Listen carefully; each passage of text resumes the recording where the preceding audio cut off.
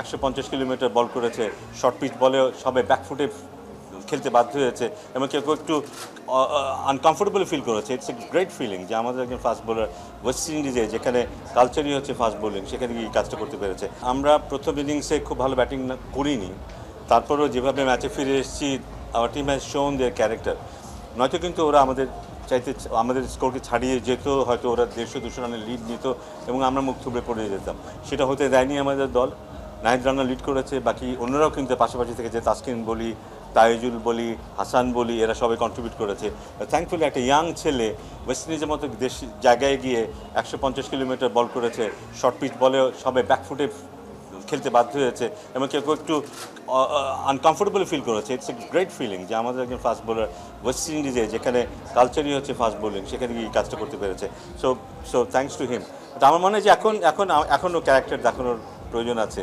আমরা যে জায়গায় আছি এখান থেকে ফাইট করতে পারবো, বাট সুযোগ আছে আমাদের এই লিডটাকে 300-র কাছাকাছি কোথাও নিয়ে যাবার, কিংবা তারও বেশি। এবার যদি আমরা জিতি, সেটা মনে হয় দলকে একটা অন্য ডিরেকশন দিবে। ডিরেকশন ইন দ্য সেন্স যে ওরা নিজের কার কী করা প্রয়োজন এবং কী করলে দল জিততে পারে, এখানে ইন্ডিভিজুয়াল চিন্তা না করে কালেকটিভলি কীভাবে চিন্তা করা যায়, একটা টিম হিসেবে কীভাবে চিন্তা করা যায় এবং জয়ের জন্য কীভাবে অবদান রাখা যায়, সেই বিষয়গুলো। ফর এক্সাম্পল, একজন খেলোয়াড় 25 রানে 28 রান করেছে, দ্যাট ভেরি ইম্পর্টেন্ট। একটা 50 রানের 60 রানের পার্টনারশিপ হয়েছে এই ম্যাচে। কেউ সেঞ্চুরি করেনি, কিন্তু সেঞ্চুরি করাটাই শেষ কথা না। ম্যাচ জেতার জন্য যেটা দরকার সেটা কেউ করতে পারলো কেন, দ্যাট ইজ মোর ইম্পর্টেন্ট। সেটা যদি বুঝে ফেলতে পারে এই ম্যাচগুলির মধ্যে দিয়ে, আমার মনে হয় সেটা একটা বড় প্রাপ্তি হবে আমাদের। এবং আজকের ম্যাচটা জিততে পারলে যে কনফিডেন্সের কিছুটা ঘাটতি ছিল দলের, সেটা হয়তো দূর হয়ে যাবে। এবং কিংসন আপনার কেমন লেগেছে, কোন বিষয়গুলো বেশি ভালো লেগেছে?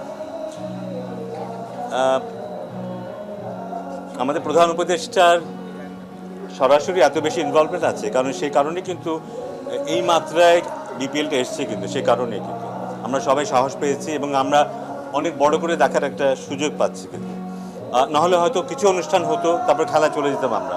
সারা দেশ জুড়ে যে এই কর্মকাণ্ডগুলো হবে, এখনও শুরু হয়নি, বাট হবে, আমরা নিশ্চয়ই দেখতে পাবো। সো এটা একটা অদ্ভুত ফিলিংস ডেফিনেটলি, কারণ যে কোনো ইভেন্ট, বিপিএল আমাদের অ্যাকচুয়ালি খুব বড় ইভেন্ট, আমাদের বড় একটা জাতীয় ইভেন্ট, কিন্তু আমাদের খুব অনেক বেশি ইভেন্ট নেই কিন্তু। So why not capitalize that, এবং সবার চোখ এদিকে থাকে।